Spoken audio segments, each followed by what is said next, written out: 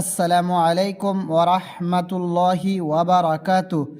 সম্মানিত প্রিয় দর্শক মণ্ডলী, তোমরা যারা কোরআনে কারিম শেখার জন্য আমার এই ভিডিওটি দেখছো, তাদের কাছে আমি বলছি যে তোমরা টেনে টেনে ভিডিওটি না দেখে সম্পূর্ণ ভিডিওটি ধৈর্য সহকারে দেখবে।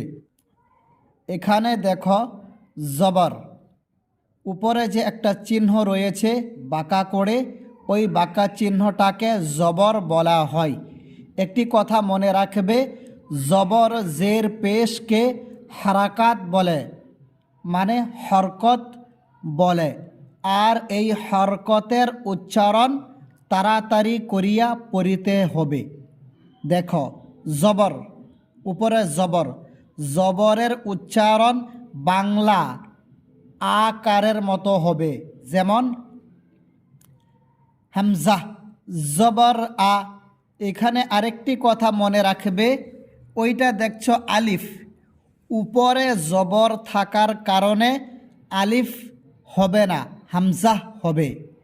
তেমনিভাবে কিতাবেতে যত জায়গায় দেখবে আলিফের উপরে জবর জের পেশ বা সাকিন রয়েছে, ওইটা আর আলিফ থাকে না, হামজাতে পরিণত হয়ে যায়। হামজা জবর আ বা জবর বা, তাড়াতাড়ি করিয়া পড়িবে। তা জবর তা, তা জবর সা।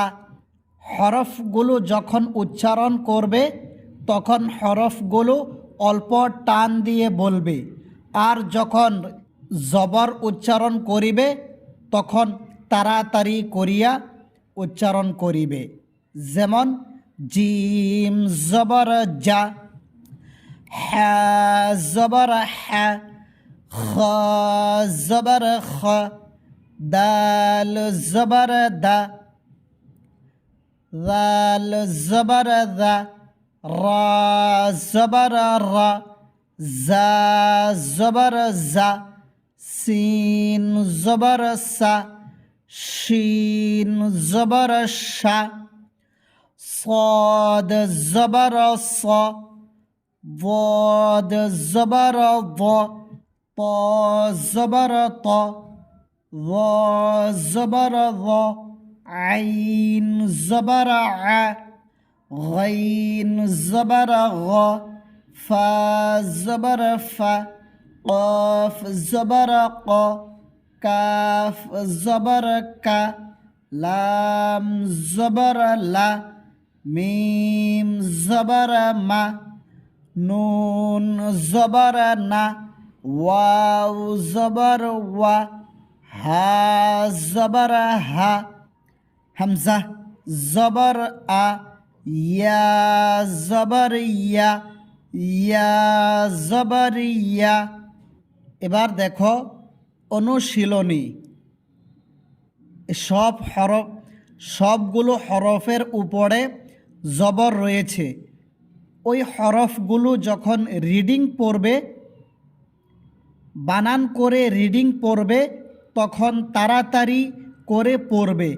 যেমন দাল জবর দা, রা জবর রা, দারা, সিন জবর সা, দারাসা, ওয়াও জবর ওয়া, ওয়াও জবর ওয়া, দাল জবর দা, ওয়াদা, আইন জবর আ, ওয়াদা আ, আইন জবর আ, বা জবর বা, আবা, দাল জবর দা, আবাদা, কাফ জবর কা, সিন জবর সা, কাসা, বা জবর বা, কাসাবা,